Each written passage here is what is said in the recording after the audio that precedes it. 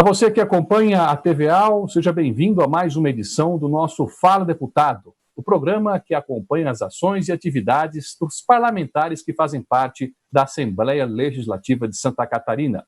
E hoje o nosso entrevistado é o deputado Jair Mioto, do PSC, o parlamentar que também é presidente da Comissão de Economia, Ciência, Tecnologia, Minas e Energia da nossa LESC. Deputado, obrigado pela presença. Obrigado, Marcelo. Um prazer estar contigo aqui, com todos os nossos telespectadores da nossa prestigiada TV Assembleia. Deputado, é o seu primeiro mandato na Assembleia, embora o senhor já tenha participado informalmente até do mandato do deputado Narciso Parisotto, que esteve por muitos mandatos na Assembleia, mas é o seu primeiro mandato de fato. Como tem sido até agora essa experiência à frente desse mandato aqui na Assembleia? Então, eu já fui vereador aqui em Florianópolis, de 2005 a 2008, assumi a presidência da Câmara algumas vezes, inclusive, e era segundo secretário, depois primeiro secretário. E trabalhei como chefe de gabinete do deputado Parisotto desde 1997 com ele. Também fui candidato a deputado federal em 2014, fizemos 46.518 votos, se não me engano. E em 2018, com 38.554 votos, conseguimos a eleição para dar continuidade a esse trabalho do deputado Parisotto. Ele é também presidente do PSC, presidente da Igreja Quadrangular, que é a nossa base, o segmento que mais nos ajuda ou trabalha com a gente, né? Eu sou pastor também. E como deputado estadual é o primeiro mandato realmente, estamos há um ano e 7 meses agora, né? Assumimos dia 1º de fevereiro e tem sido uma experiência, eu te diria assim, o primeiro ano foi um ano de muito aprendizado, de muita observação, de mais ouvir do que falar. E agora, nesse segundo ano, depois dessa pandemia, Marcelo, eu te diria assim que a gente está preparado para tudo. Depois de sobreviver a essa pandemia, a gente está preparado para tudo. Eu ia falar justamente disso, porque ser deputado, em qualquer que seja o cargo que estejamos ocupando, num momento desafiador como esse, talvez um dos mais desafiadores da história de Santa Catarina, mas o seu mandato tem trabalhado para tentar amenizar também, enfrentar essa pandemia sobre vários aspectos, não só o aspecto da vida, mas o aspecto econômico, né, deputado? Com certeza, Marcelo, nós apresentamos 27 projetos de lei em um ano e meio e tivemos já uns 4 ou 5 já aprovados, virando lei, e na pandemia também nos posicionamos muito a favor da vida, também procurando equalizar essa questão da economia com a saúde, para que também o efeito colateral não seja muito nocivo à economia, para preservar também os empregos, para cuidar da questão econômica das pessoas. E, além disso, temos a crise política também que estamos vivendo. Então, eu te diria que a gente tem trabalhado muito nessa pandemia, muito mesmo. Só de interação com prefeitos, para teres uma ideia, já conversei com mais de 50 prefeitos nos últimos 60 dias, para teres uma ideia. E com setores da comunidade, eu pude interagir mais até do que no ano passado, dada a necessidade, a urgência dos temas, dos assuntos, a aflição de cada um. Então, na Comissão de Economia, então, a gente tem se posicionado para equalizar isso, né, da economia com a saúde, e olhando cada setor, construindo protocolos para cada setor, protocolos bem restritos, de bastante segurança. Então, temos trabalhado muito realmente nessa pandemia. Tem uma proposta, um projeto de lei pelo qual o senhor também batalhou bastante, que trata do reconhecimento das atividades religiosas como atividades essenciais em períodos de calamidade ou mesmo em período de pandemia como a gente está vivendo. A gente sabe que não só as igrejas evangélicas, mas praticamente todas as matizes religiosas foram atingidas, porque os cultos, em geral, têm concentração de pessoas, e isso foi um dos pontos mais atacados pelos decretos do governo. Por que a atividade religiosa, na sua opinião, tem que ser considerada uma atividade essencial, mesmo em momentos como esse que a gente está vivendo? Eu acho que a atividade religiosa, principalmente em momentos como estes, ela é indispensável. Veja que aqui no estado, desde o dia 18 de março, se não me engano, foi feito o decreto, houve aquele lockdown no estado, as igrejas permaneceram fechadas até dia 20 de abril, praticamente um mês e 2 dias, as igrejas permaneceram fechadas e o governo começou, antes do dia 20 de abril, a abrir diversos setores da economia e que nós somos favoráveis, inclusive, né, como os próprios mercados, lotéricas, na época, 8 ou 10 setores foram abertos antes da reabertura das igrejas. E o que nós fizemos foi construir com a Assembleia esse projeto que, a princípio, não era unanimidade, mas conversamos praticamente com todos os 40 deputados, conversamos com o Ministério Público Estadual, o Ministério Público Federal, com os setores que compunham, à época, aquele comitê gestor de crise, conversamos com o pessoal da FEComércio, o pessoal da indústria, enfim, e conseguimos construir quase uma unanimidade, tanto que na votação houve apenas um voto contrário e uma abstenção. E foi aprovado, sancionado pelo governador, virou lei e reforça muito esse aspecto da fé, esse aspecto do fortalecimento da imunidade física, mental, emocional, espiritual das pessoas num momento como esse. Eu costumo dizer que uma palavra salva uma vida. E eu sou pastor aqui na Igreja no Estreito, em Florianópolis, e nós temos visto nas nossas reuniões presenciais e nas lives também, pessoas reportando casos de pessoas que estavam à beira do suicídio e, após assistir a uma missa, um culto, tiveram a sua vida transformada e não se suicidaram. Então, eu creio que faz muita diferença. Inclusive, o trabalho social, só a igreja que eu sou pastor, a nossa igreja quadrangular tem 750 igrejas no estado. Eu sou pastor de uma delas. Só a igreja que eu sou pastor, nós já entregamos mais de 3 toneladas de alimentos. Nós ajudamos aqui também no projeto da Passarela do Samba, né, trabalho da prefeitura. Temos um projeto na igreja que chama Projeto Gadareno, que auxilia as pessoas. Semana passada, quando intensificou o frio, no sábado à noite, nós conseguimos doações com empresários, uma equipe foi para a rua para entregar cobertores para as pessoas.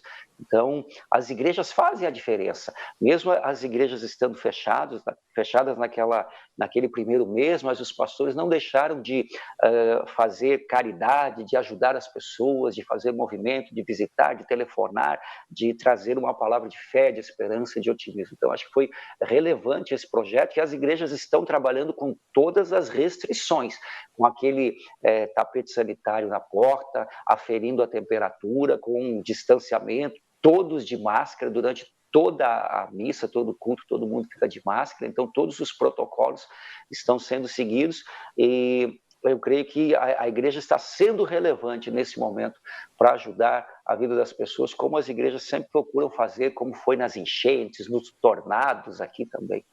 Eu acho que foi um projeto relevante nesse período. Além da questão religiosa, o senhor também tem demonstrado preocupação com outros setores, não só da economia, mas também da sociedade catarinense nesse período de pandemia. Transporte é um dos que me preocupa. O senhor tem feito alguns pronunciamentos nesse sentido, né? O que especificamente mais lhe preocupa na questão do transporte, que também foi outro setor duramente atingido pela pandemia? Então, Marcelo, eu creio que nós já passamos a primeira fase da pandemia, que foi a fase do isolamento. Hoje, não, na minha ótica, não cabe mais isolamento. Hoje, o que cabe é o distanciamento, ou seja, os setores atuando com excesso de rigor nos protocolos. Essa é a minha visão. Eu acho que é um momento em que nós precisamos conviver com essa situação. Veja, aqui no estado, nós estamos saindo do inverno. Eu acho, na minha opinião, posso estar equivocado, não sou cientista nem infectologista, mas eu acho que a pior fase já passou. Mas depende muito da população. Eu falo isso como pastor também, na igreja eu até muitas vezes falo sobre isso. Se todos estivermos conscientes, se todo mundo estiver usando máscara, todo mundo estiver levando na mão ou no bolso um potinho de álcool gel, se todo mundo estiver guardando o distanciamento, se todo mundo tiver empatia, ou seja, se colocar no lugar do outro, eu posso estar contaminado e ser assintomático. Então, eu tenho que respeitar a pessoa que está do meu lado. Eu não posso chegar e abraçar, beijar, morder, como nós brasileiros gostamos muito desse contato físico, né? Eu não posso fazer isso, eu tenho que me privar disso. Eu não posso, no final de semana, ir para a casa dos meus amigos fazer festa, tomar chimarrão, né? Eu que sou pastor, não bebo, né?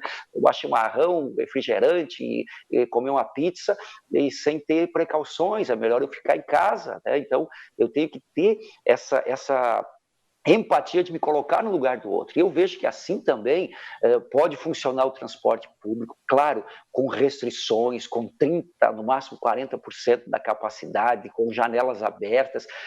Na minha ótica, o segredo está no rigor dos protocolos. No rigor dos protocolos, nós podemos conviver e podemos ter êxito em diminuir essa curva. É uma pena, a minha solidariedade às famílias. Tivemos mais de 2.000 mortos, mas se nós nos cuidarmos, nós podemos diminuir muito essa questão da letalidade para menos de 1% e ficar em níveis, eu não vou dizer nem aceitáveis, né, mas em níveis toleráveis, vamos dizer assim, que o ideal é que ninguém morresse disso.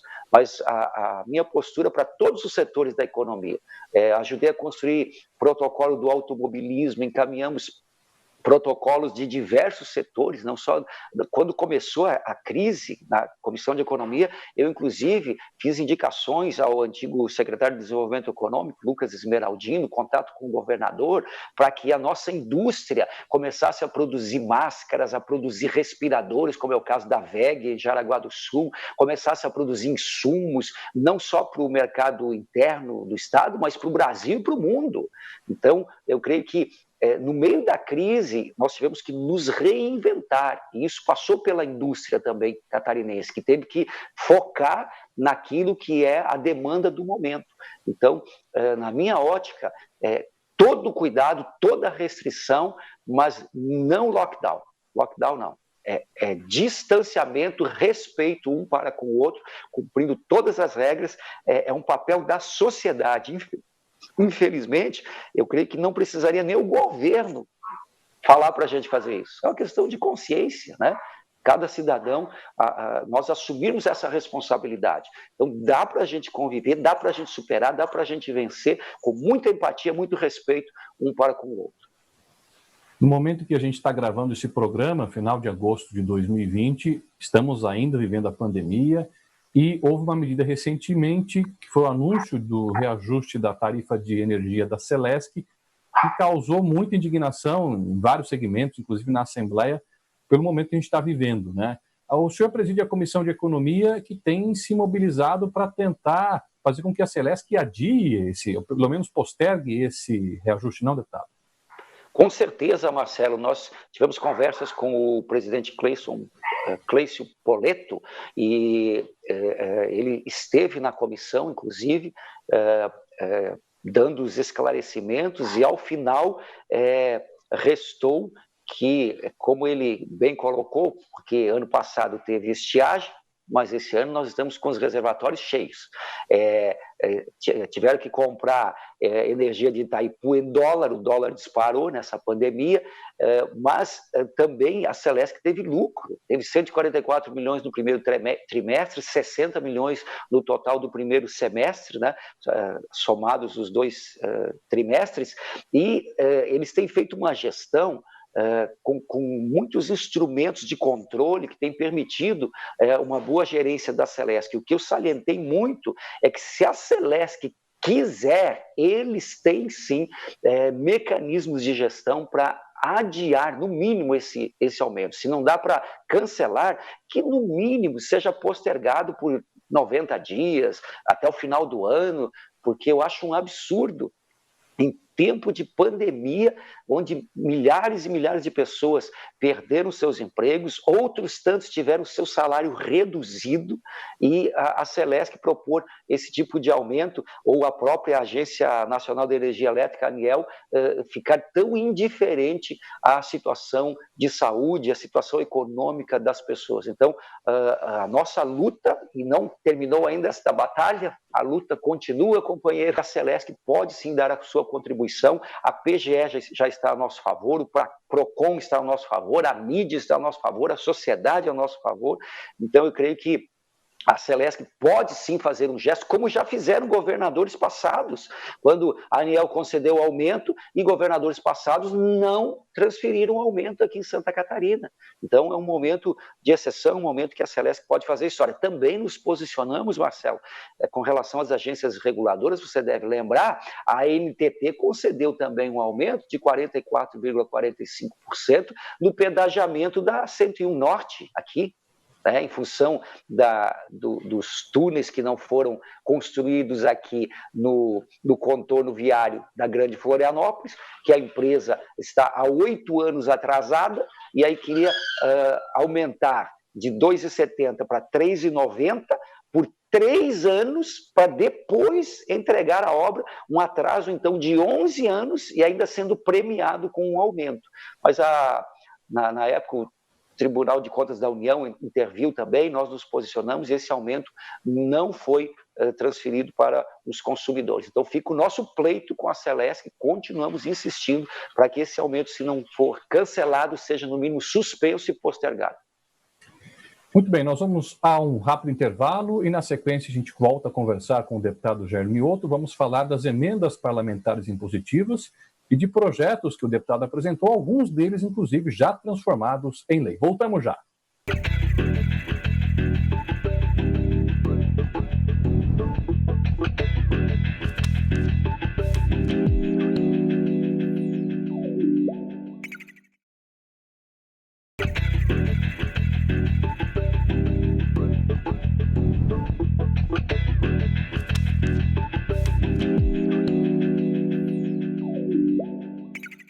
Muito bem, de volta com o Fala Deputado. Hoje o nosso convidado, Jair Mioto, do PSC. Vamos falar agora sobre as emendas parlamentares impositivas que o governo recentemente anunciou o início do pagamento. Deputado, as suas emendas, que inclusive me parece algumas contemplam, inclusive, ainda da época do deputado Narciso Parisotto, né, que não foram liberadas apenas agora pelo Executivo. Para onde estão indo essas emendas? Quais são as principais ações que elas vão financiar aqui no Estado? Então, nos governos passados, nos últimos anos, não foi liberado emendas parlamentares, né? E esse governo, em que pese as dificuldades, mas pelo menos tem se esforçado para a liberação das emendas. Nós conseguimos liberar, no primeiro ano de mandato, em 2019, as emendas que já estavam colocadas no orçamento em 2018 para 2019, do nosso querido presidente, deputado Narciso Parisotto. Então, o governo do Estado, nós articulamos, pleiteamos e conseguimos a liberação da grande maioria delas, e conseguimos também mais alguma coisa do Fundo Social em 2019, e as emendas de 2019 para 2020 também estamos conseguindo o pagamento da grande maioria delas. Nós já tivemos em torno de 11 milhões e 600 mil reais em um ano e meio, praticamente, de mandato, de emendas liberadas. A grande maioria nós canalizamos para a saúde.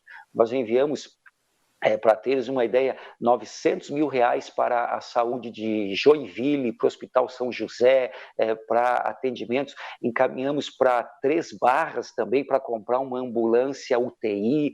Encaminhamos também para Balneário Camboriú, para Blumenau, para Chapecó também, para o Hospital Regional, que foi inaugurada a ala nova. Nós encaminhamos a emenda lá que foi paga para a compra dos materiais. Encaminhamos agora também para a unidade de atenção à saúde no bairro EFAP, se não me engano, em Chapecó, também 423 mil reais, se não me falha a memória, para a saúde. Então, para Lages também encaminhamos para diversos municípios aqui do estado catarinense, emendas, algumas também para pavimentação asfáltica. Chapecó também foi uma emenda para pavimentação, mas recentemente conseguimos canalizar muitas emendas para a área da saúde e também nesse período da pandemia, trabalhando com os hospitais, com os prefeitos, conseguimos, por exemplo, a liberação de 5 respiradores para o hospital de Mafra. Aí não é emenda, mas foi articulação, algo que desde o início da pandemia não saía, e conseguimos fazer essa mediação com o secretário André e também o prefeito Wellington de Mafra, conseguimos a liberação lá de 5 respiradores, mas a maioria das nossas emendas destinamos para a saúde, realmente. Tem alguma coisa para a educação, reforma, ampliação de escolas, alguma coisa para pavimentação asfáltica, mas principalmente para a área da saúde. E nos resta ainda, para depois da eleição, mais de 1 milhão de emendas, né? O total dá mais de 12 milhões em emendas sendo liberadas. No começo do programa, o senhor falou que apresentou 27 projetos de lei desde que assumiu o mandato no ano passado aqui na Assembleia. Algumas delas ainda estão em tramitação, outras já se transformaram em lei. Uma delas que causou muita repercussão, já se transformou em lei, é aquela que proíbe a inauguração de obras inacabadas, né? Qual foi o seu objetivo ao apresentar esse projeto? Então, esse projeto, na verdade, ele é ainda da alçada do deputado Narciso Parisotto. Nós recuperamos esse projeto para que desarquivamos para que pudesse voltar a tramitar, e o cunho do projeto é justamente o desmando que estava havendo e até, às vezes, a ilusão que se semeava no Estado para com a população, quando os governantes fazem uma cerimônia, um evento, uma produção com mídia, com divulgação, para fazer, na verdade, a inauguração, que é só o lançamento do edital. E aí depois vem o início da obra, aí depois vem o aditivo, que geralmente tinha, aí se fazia várias cerimônias iludindo a população, pois a obra de fato não havia sido concluída e havia muitas vezes até o uso político dessas ações, né? O pessoal montava uma maquete, montava uma apresentação de mídia, como se a obra estivesse realizada, fazia uma festa, foguetório, um barulho, e a população crente, opa, vai acontecer, logo logo está pronto. E nós temos aí no estado centenas e centenas de obras inacabadas que não foram concluídas. Então esse projeto ele vem justamente, eu creio que para dar até mais credibilidade ao setor político, à classe política, pois ele impede que seja feito qualquer cerimônia, qualquer evento, qualquer uso político de algo que ainda não se concluiu. E eu te dou até um exemplo, Marcelo. A minha postura como deputado, quando a gente coloca a emenda no orçamento, alguns prefeitos ligam, deputado, vamos gravar um vídeo, vamos divulgar, vamos isso, aquilo, e a minha palavra sempre é, não vou gravar vídeo nenhum, não vou divulgar nada, só depois que for pago, porque não podemos iludir a população. Colocou a emenda no orçamento, agora em 2020, combinamos com os prefeitos, com os vereadores, com a comunidade, em 2021, está sendo lançado no sistema. Não quer dizer nada. Isso é apenas um protocolo, é apenas um encaminhamento. E todas as emendas eu fiz isso, eu não divulguei nenhuma, não gravei vídeo, nada. Somente depois que estava na conta da prefeitura é que nós divulgamos. Então, acho que é uma postura do político que dá credibilidade perante a população. Então, esse projeto vem nessa linha de que a classe política, nós possamos trabalhar isso, recuperar essa credibilidade. Eu ainda sou do tempo, e acompanhei por 6 mandatos, trabalhei com o deputado Narciso Parisotto, eu aprendi com ele, o pessoal falava do fio do bigode, né? A palavra empenhada. Então, eu creio que nós não podemos iludir a população. Eu sou do tempo que a função pública é algo quase sagrado, é algo que a gente deve levar com muito respeito, muita consideração às pessoas e jamais iludir o eleitor. Tem uma outra proposta sua, essa na área dos direitos dos animais, né? Ela basicamente estabelece multa para quem abandonar animais e considera que esse crime de abandono seja algo grave, seja algo passível de punição com multa, né?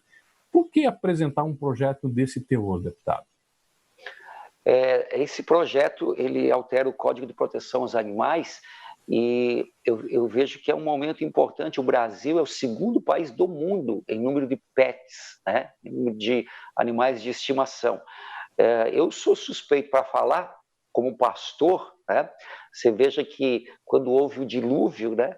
Deus salvou 8 seres humanos e os demais foram todos os animais.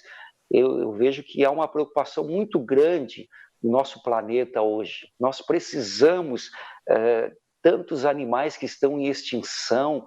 O que vai ser do nosso planeta se nós continuarmos agredindo a natureza, continuarmos permitindo a extinção de tantas espécies, às vezes espécies tão pequenas como as próprias abelhas, né, que pode causar um grande colapso.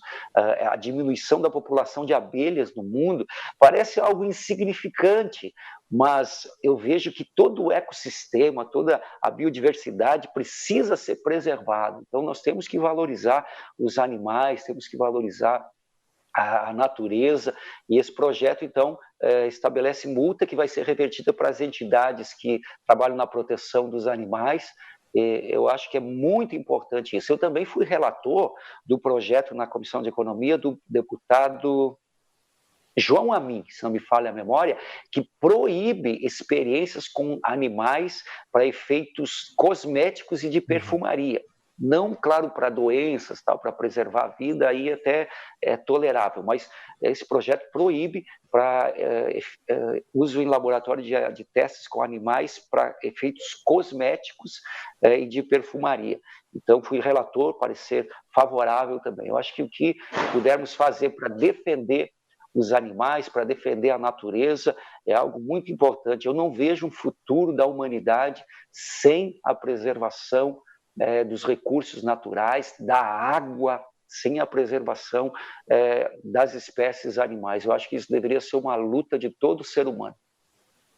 Nessa área ambiental, mas também com um viés econômico importante aqui para o Estado, o senhor mobilizou a Assembleia em torno da liberação do cultivo comercial da macroalga aqui no nosso Estado, né?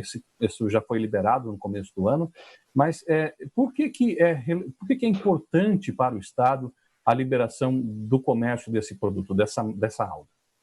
Então, esse projeto foi um projeto que passou até um pouco desapercebido pela sociedade catarinense, mas é um projeto de extrema relevância.